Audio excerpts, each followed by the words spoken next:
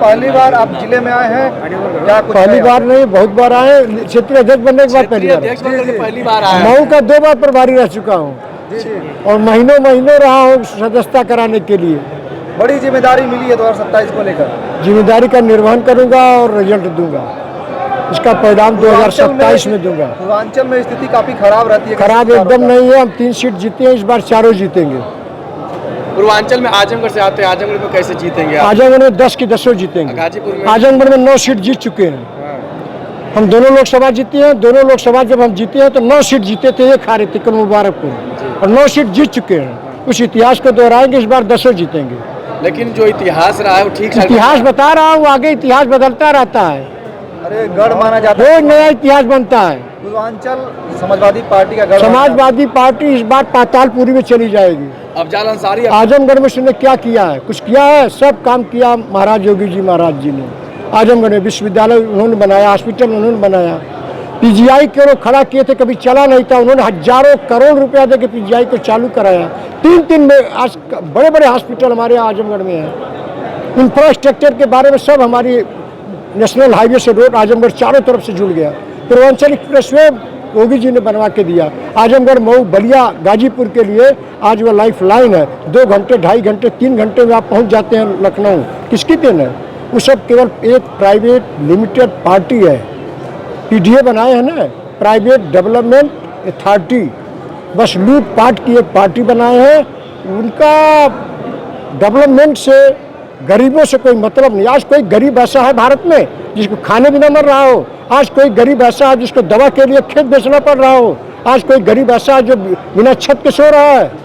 हमारे प्रधानमंत्री जी, हमारे मुख्यमंत्री जी ने हर गरीब को खोज खोज के मकान बनवाया है। मुशहर जात जिसको कोई पूछता नहीं था, एक भी मुशहर बता दीजिए जिसका आवास न बना हो। पूरे देश की मैं बात कर रहा हूँ, उत्तर प्रदेश में पूरे देश की।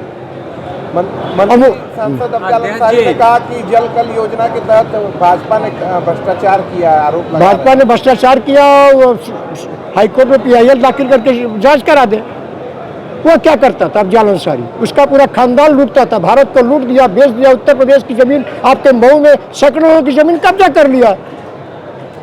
तो क्यों लूट पाट कब्जा का सब ठिका पट्टा उसका चलता है पूरे उत्तर प्रदेश में। जिसको कहता था वही सड़क बनवाता था, सड़क बनती रही थी, पैसा सब पेमेंट हो जाता था।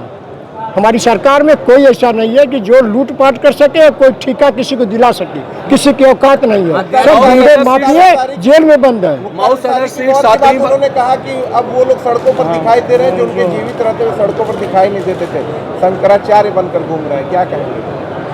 इशारों माफियाओं पे वो भी निशाना साधे हैं, बाहुबली नेताओं पे। बाहुबली नेताओं को लेकर कहा ऐसा नहीं है। बाहुबली नेता सबको उन्हीं से खतरा था, सब उन्हीं से बचाव के लिए बाहुबली बने थे। उन्हीं से सबको मारने के लिए कितने लोगों की हत्या उसने किया, सैकड़ों लोगों की हत्या कर डाला, सैकड़ों लोगों की जमीन कब्जा कर लिया। बनारस से, मऊ से, कहाँ कहाँ नहीं कब्जा किया उसने, लखनऊ में कब्जा कर लिया। अध्यक्ष जी, जहाँ पर आप खड़े हैं, यहाँ पर 7वीं बार जीत के लिए अंसारी परिवार डेरा डाल दिया है, कितनी चुनौती होगी? इस बार हार के जाएगा, उसका डेरा डम्बर सब वही रह जाएगा उसके फाटक में।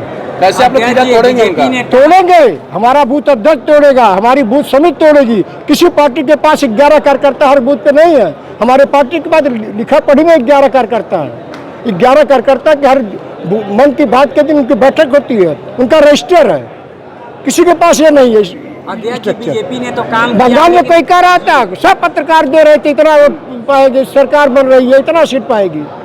पार्टी ने बहुमत जीते, 2/3 बहुमत, 3/4 बहुमत से जीती। मुख्यमंत्री